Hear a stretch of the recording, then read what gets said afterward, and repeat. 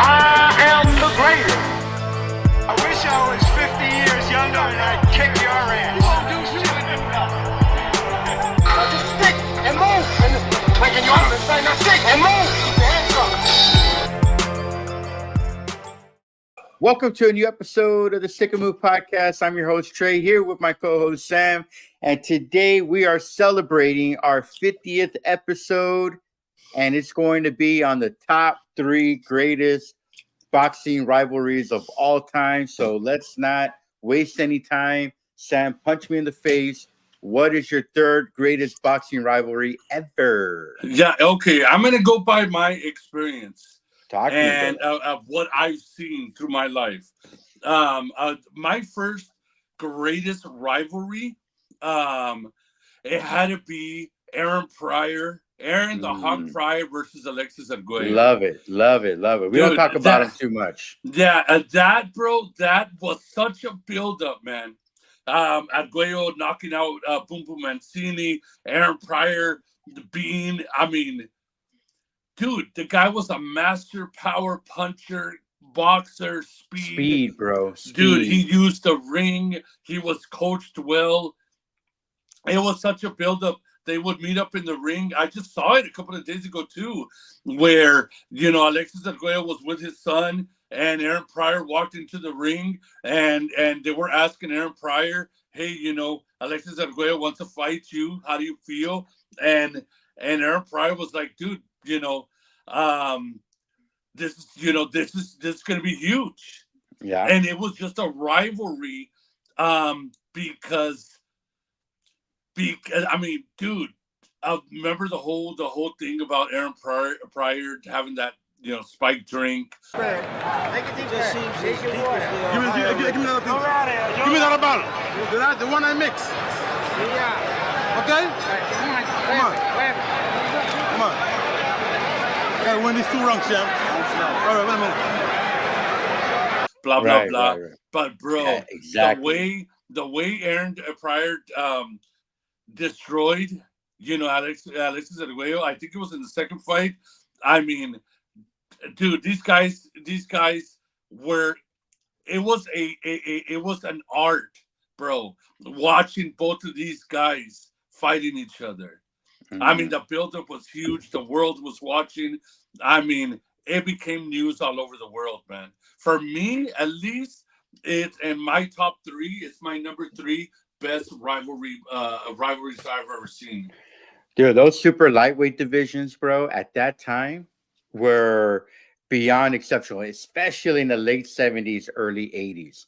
To this day, my father still talks about Arguello all the time. He is one of the few non-Mexican boxers that Mexican boxers love to watch. Yes. Nicaragua, he was, dude, when I would watch old film on him, and I've been watching a lot of him lately. I'm doing a lot of research lately on a book I'm writing for boxing. And bro, his poetry of defense, his foot movement, his head movement.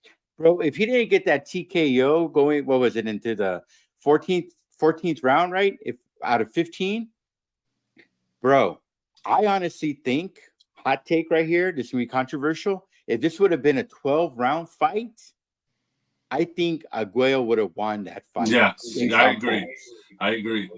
I think by the time they fought the second time and it was just a huge mismatch, I think Arguello was a different fighter by then. I just think that the Hawk was just getting better and better after that first bout with Alexis Arguello, because a lot of people were saying if it didn't come down to that 14th round, that could have been a totally different fight going into their second match. So I think that's a phenomenal pick, bro. Like I said, bro, we don't talk much about Alexis Arguello, but bro, he was a common name in my household all the time. What about you? Yeah, and yes, of course. I mean, he was one of my favorites growing up. Watching his old fights. I mean, I just love watching the guy. Edward James Olmos. He made a Right. comment about Saul Sanchez. I mean, Alexis Arguello, saying that Alexis Arguello's boxing was like watching, you know, uh, uh, uh, uh, uh, an artist paint.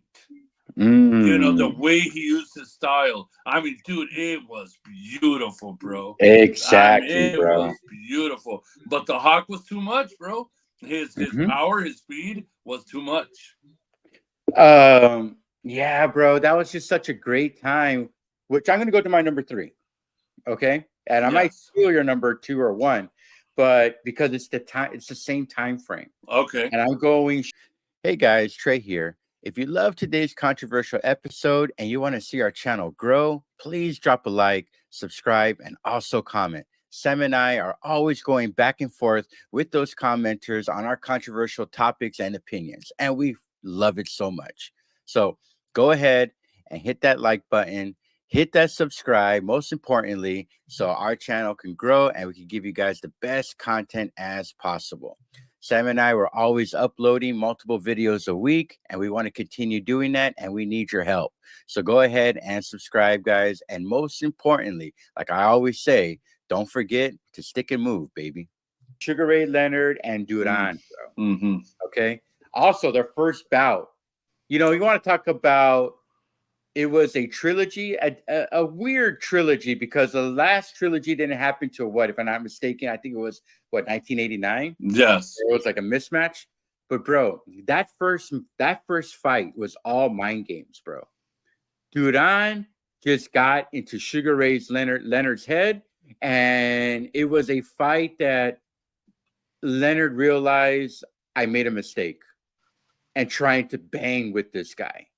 And that's the last thing you want to do when you fight against Duran, a guy who fought what in 5 different decades. If I'm not Yes. mistaken. I mean, this guy, he is a legend. A lot of people have him as the pound for pound greatest boxer of all time. What do you think about that? No, I agree. I mean, dude, I mean, you have to go back. You have to Mm-hmm. go back to when he started. I mean, everything Mm-hmm. he's accomplished, retiring, coming back, and knocking out, beating Iran Barkley, and I mean, the guy has history, bro. Right, right, right. Saying And going up in weight and just dominating the way he did.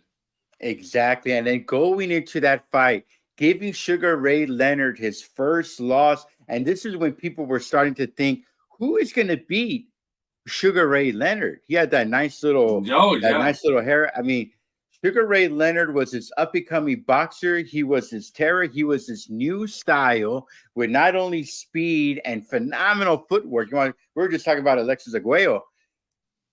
Dude, this guy was like a ballet dancer in the ring that had a hellacious punch skill combinations.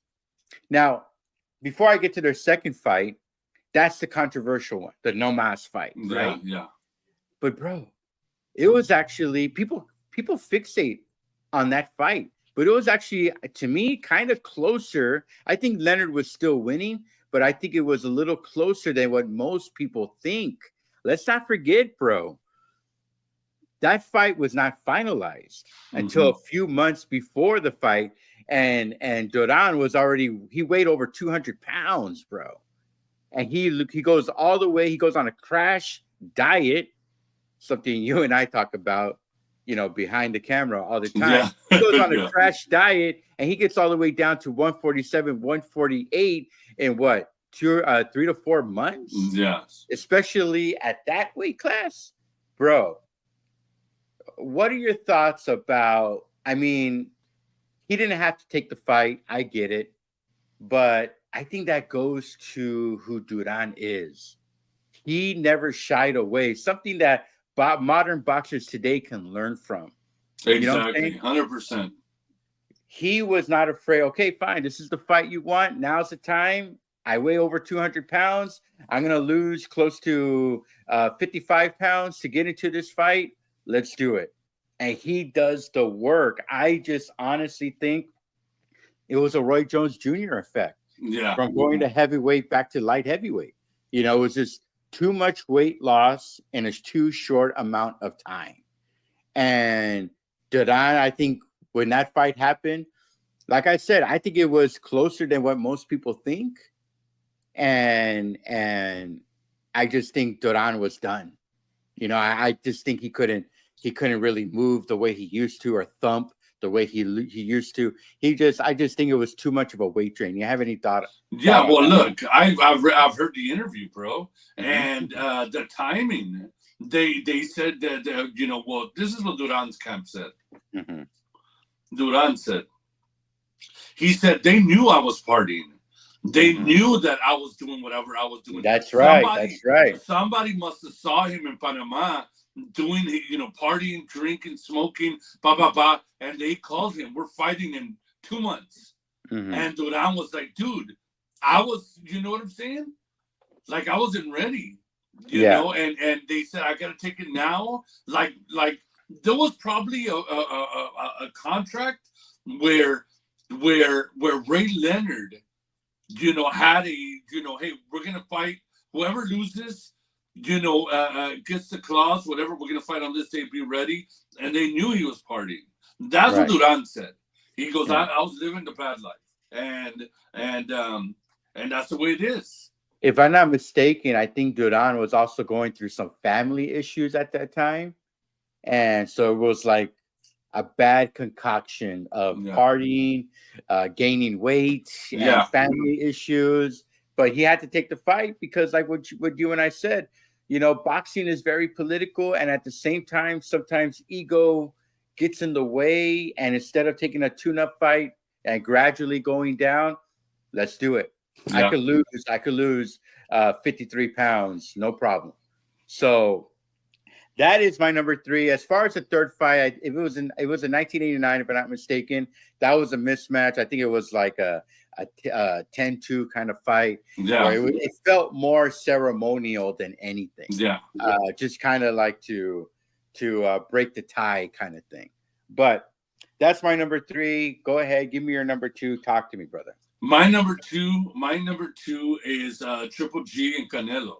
Ooh, Triple G and Canelo. controversial. Dude, I mean, there is still question marks on these fights. There is still question marks on these fights. Mhm. There's even, I don't think it's going to happen, of course, but there was a time I heard that, dude, it's not over. It's not over. We got to fight again. Mhm. There was just too many question marks. Honestly, I think Triple G's still waiting on Canelo. Mhm. You know what I'm saying? But he's not making any moves. But anyways, that was a huge rivalry, bro. That one is going to be talked. It's going to be talked forever. Mhm. Because you still got half of the audience saying no, Triple G, he beat Canelo. Mhm. And I'm going to be honest. I'm going to be honest here in front of all my audience here. The first fight, I had Triple G edging it. Mhm. I had Triple G edging it. And the other ones were just super close, bro. They were just super, super close. But the final one, where Canelo actually stood in front of Triple G, fight his own game plan, bro. That was the one that Canelo, for me, had finalized it in my eyes, at least. But people still see that Triple G had an edge on Canelo on the first 2. But that's why that for me was huge, and it's still a big, rivalry fight in my opinion. And they just will not let Canelo off by it. People still tell him you lost. I think that's a rivalry from the fans more than them too.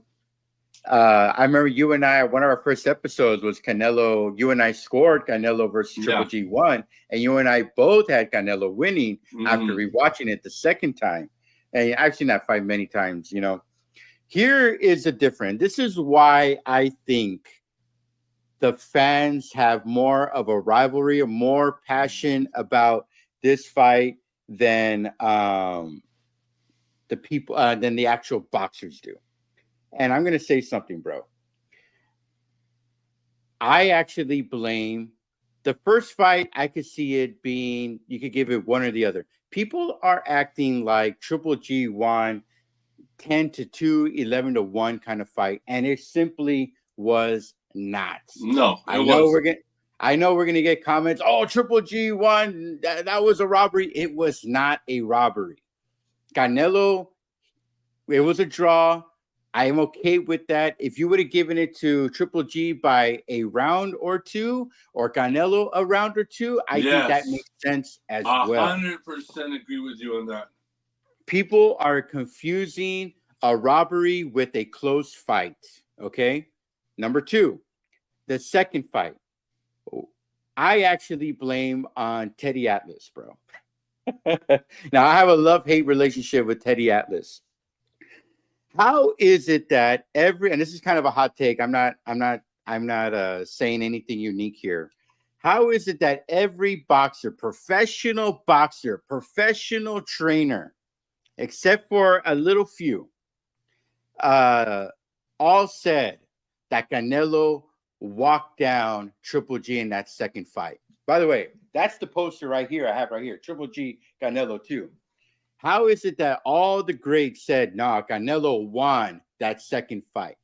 Here comes Teddy Atlas and who's the other, the Italian analyst? I forgot his name. Paulie Malignaggi. Yeah. They were the only two that said, they had, at this time, they had a huge following. This is kind of like a little bit where boxing podcasts were taking off.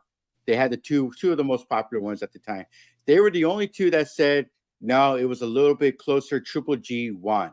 But how is it that every boxer and trainer said Canelo won the second fight 100%? And of course, the third fight was definitely Canelo.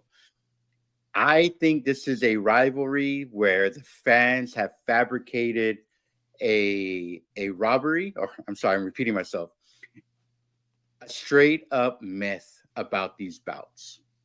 So that's my thoughts. You got any thoughts on that? Yeah, I agree with you that the fans made it more of a rivalry than the actual fighters did, but it still became a rivalry, bro. It did. It still because it left a lot of question marks. Right. Me and you have our opinions about the fight, but the thing is, they had to do it 3 times. Right, they did. They did. Yeah, they had to do it 3 times because the fans weren't happy, but it still became a rivalry. You know, and I'm glad that Canelo ended it the way he approached this fight, where he's like, you know what, I'll stand right in front of you, and we're gonna trade. That for me was it. Canelo got it. Boom, and it was over. But yeah, that's my number 2, man. I love it, bro. I love it. That's we did a whole episode on that, guys. You want to watch that episode? We scored the card like the way we did Riddick Bowe and Holyfield, and you might agree and disagree. Go ahead and I'll put the link to that episode on our description on the bottom. So I'm going to go to my number 2, and it's a fight that you and I don't talk about often. We kind of blurb it a little bit, and I'm going to go Gotti versus Ward, brother. Oh, Gotti, dude, 30 combined fights. You want to talk about brutal trilogy, brother. Of course, Gotti would get the best of him 2 out of 3, but that was one of those fights where you could make a case that all 3 fights were fights of the year. You know what I'm saying? Going into that famous 9th round of the first bout between Arturo Gotti and Mickey Ward. I mean, come on, bro. You're talking about 2 welterweight fighters just sledgehammering each other to death, brother. You talking about how 2 boxers were leaving it all on the line. Oh, yeah, man. If I'm not mistaken, I think Mickey Ward had the fight of the year before his fight with Gotti. And he brought that passion, he brought that heat into the ring, brother. And when he went against Arturo Gotti, it was an instant classic. And I'll be honest, I talked about this on one of the episodes. I didn't watch the first one. I wasn't really a Gotti guy back then. And Ward, I was kind of like, he had that big mega fight the year before, but I just had other plans. And I remember hearing about it a week later. The next day. I didn't get to watch it until a week later. And dude, I was like, they got to fight again. I can't believe what I just saw going into that second fight and that third fight. instant classic, instant rivalry from two journeyman boxers, bro, that were trying to have a rebirth and a renaissance in their career. You have any thoughts on that? Dude, when I saw Arturo Gatti get clocked and hit the floor and I saw him, he looked like he died, and then he got up. Rest in peace, by the way. Yeah, rest in peace, Arturo Gatti. But the way he, hit the ground and he got up, man, to finish the whole fight, bro. Just brutal blood, guts, tears, everything, bro. Put on the line. Mickey Ward, trying to fight him off. It was like a dragon slayer, bro. And the dragon. That's the way I saw it. Yeah. Where the dragon was Gotti and the dragon slayer was Mickey Ward. Right. I'm like you. I didn't pay too much attention, but Mickey Ward caught my attention one time when he gave a body shot to this champion, this up-and-coming Mexican. His last name was Sanchez. And Mickey Ward gave him a body shot that Sanchez never came back from in the first or second round. Anyways, but the fight was built. They fought, dude. I mean, everybody was talking about this fight, bro, because it was a classic. Right. It was a classic, bro. It was just a battle of will. It was a battle of heart. And dude, it gave everybody a reason to talk about boxing that weekend and forever after that. You know what I mean? But it was great. It's so interesting because they would fight each other back to back. They didn't take a break from it. They didn't go fight other fighters. I mean, it was interesting because they weren't undefeated boxers. You know what I'm saying? Mickey Ward, if I'm not mistaken, Mickey Ward won the first one, but Mickey Ward already had 10, 11 losses, if I'm not mistaken. And Gotti already, he lost to De La Hoya earlier. I mean, he had a pretty good career leading up to his loss to De La Hoya and eventually to Floyd. Who was it? Well, Floyd was later. Manfredi, remember Angel Manfredi? Angel Manfredi, yeah. Yeah. And that, that was a fun time as well in this division. But, dude, there were just two guys that were journeyman boxers that still had a lot to give. And it kind of gave them a rebirth, man. Yeah. So that is my number 2. Drum roll, please. What is your number 1? Talk to me, brother. Dude, my number 1, bro, will be talked about for decades to come, as long as this earth is still turning, bro. It's the Manny Pacquiao and Marquez, bro. Dude, go for it. Dude, I saw it from the very first time, the very first fight. I remember where I was at. I remember what I was drinking. And I remember I saw the fight outside because we like to watch all these fights outside. And, bro. That's what we did. Mexicans, that's the way we do it. Marquez, bro. Marquez, that's all we were all raving about. Marquez, he's going to finish Manny Pacquiao. Marquez hits the floor, brother. What was it, 3 times? Three times. That first round? Unbelievable, bro. Believe it, bro. We couldn't believe it. The way that, same as the Gotti and Ward fight, dude. It was intense. It was a seesaw battle. It went back and forth. One guy wins, one guy gets a draw. It was unbelievable, bro. The people, they fought, bro. And I remember when they fought after the third fight, they said, "We still need another fight." Mm-hmm. Well, the first fight was a draw, man. It did not end, bro. It did not end, and we were still like, who is the better fighter? Who is the better fighter? You know what I'm saying? And for me, at least for me, in my experience of watching boxing in my life, my history is that had been one of the greatest rivalries I've ever seen in my life. Was Marquez versus Manny Pacquiao. This is what I loved about Pacquiao, bro. He had that rivalry with Marquez. Dude, he was doing 3 trilogies at one time. Dude, I remember that, bro. He was fighting Marquez 3 times. He was fighting Morales 3 times. He was Yeah. fighting Barrera 3 times. I mean, this guy, bro. Dude, I'm looking at his resume here. That's why people say he's one of the greats of all time. He's the GOAT. He's the GOAT. Dude, I have no problem with that. He took on all fighters. He gets into these mega fights, brutal fights with Marquez, Morales, Barrera. Remember, Barrera was a dirty fighter, bro. Yeah. Okay. And he gets into all these dirty fights, and you would think any other boxer, after getting into a hellacious, dirty matches, or where almost 1,000 punches are thrown, would take a break and fight, like a little scrub fighter. No, dude. Pacquiao was just reloading. Let's fight the next big guy. To him, it was iron sharpening iron, which was why Pacquiao was as great as he was, bro. I'll say this too, because I remember those barbecues, bro. Even though it was Mexico, we were from Mexico for Marquez. The Mexican people still love Pacquiao. Dude, I became a Pacquiao fan, bro. Yeah, because of not only his fighting style, but his Catholicism. I'm not Catholic or anything, but that attracted the Mexican, the Latino casual fan. That he was this humble guy that would pray before and after rounds, and he connected that way.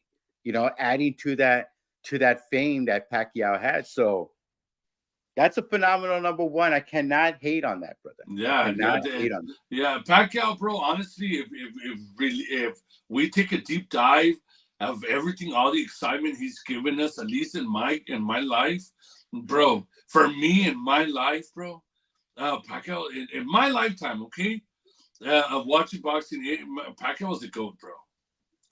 Hey, we had a whole episode on that. We got a lot of heat for it. Strangely enough, we got a lot of support for it too. A lot of people are saying he is pound for pound the greatest. So go ahead and leave a comment, guys. What you think about Manny Pacquiao, his warrior spirit, getting into 3 trilogies and at the same time. I mean, it's unbelievable. I can't say enough about Pacquiao. Now, because you gave your number one, I'm going to ruin some lives here. We're probably going to lose all credibility on this podcast if we haven't already. Okay. But I'm going to tell you why this one is not my number one, and then I'll tell you why my new number one, or my number one, is my number one. Look, guys, I know if you ask 99, if you ask 100 boxing aficionados, historians, lovers, whatever you want to call them, the greatest trilogy of all time, the greatest rivalry of all time, they would give it to Ali versus Frazier. Yeah. And I can't do it. I'm not saying it's not great. It's definitely great. The problem with me is that it's that second fight. I think Ali controlled that fight. I think Ali won that fight handily. Ali, and you want to go to the first fight, the fight of the century. I mean, that he was just fresh out of his suspension. So it was a different Ali. He wasn't the prime Ali. He was a little softer, in my opinion, a little slower, but still smarter. As far as rivalry, instead of like trilogy based, it's definitely up there. It's probably one of the top rivalries of all sports. But when I talk about boxing, rivalries of all time, I want to talk about combat. I want to talk about a journey where when you think of one boxer, you think of the other. And my number one is Sugar Ray Robinson and Jake LaMotta, bro. Okay. Look, I was actually thinking Sugar Ray Robinson and Gene Fullmer for a little bit. I was like, oh, who do I go with? But dude, you're talking about 2 boxers that fought each other 6 times, brother. Wow. You know what I'm saying? Not to mention, Sugar Ray Robinson best him the first fight. Great, phenomenal fight. They fight the second time, and Jake LaMotta ruins his record, beats him. Dude, they fight the third fight. They fight the third time 2 weeks later, brother. Wow. You're not going to get that in any other kind of bout. Look, Sugar Ray Robinson dominated the series. It was 5-1 out of the 6 fights. But, bro, every single one of those bouts were slugfest. They all went the distance. If I'm not mistaken, let's see here.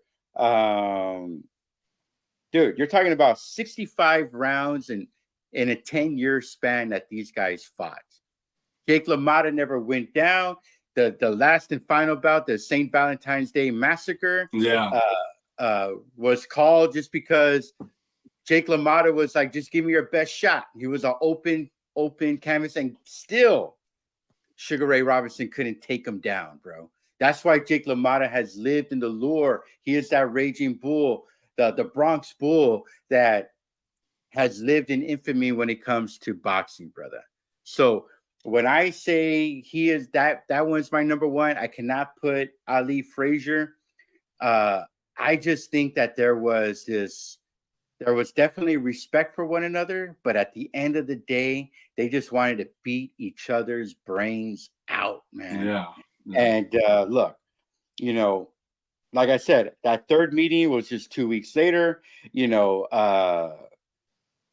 it was a classic bout, and that's when they fought 15 rounds, brother. Dude, they make movies out of that, bro. Dude, one of the greatest boxing movie. Which you and I need to do top 3 movies, boxing movies of all time. But listen, man,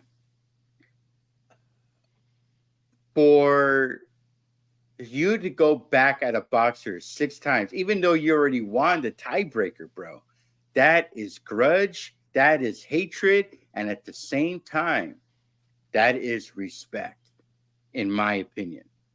You know, so that's why I have Sugar Ray Robinson, Jake LaMotta, my number one. You have any thoughts on that? Yeah, bro. Yeah, I heard about this, man. I think I watched the first and one of the ones in the middle, but bro, I mean, it became the history. It became the books of history of boxing. They made movies, bro. People still talk about Jake LaMotta, Sugar Ray Robinson, as being the greatest of all time. Mm-hmm, mm-hmm. You know what I'm saying? And Jake LaMotta, bro, the guy, you know, that just never quit. He never quit, bro. The dude never did. He was ready to die in the ring, and he took it literal, bro. He was ready to die in the ring, man. He was. And he was. Dude, that 2 iconic fighters, man, fighting that, you know, fight after fight after fight after fight. And just, man, I can't imagine. That will never, ever happen again. And people are just not, they're built different. But that's a great number one, man.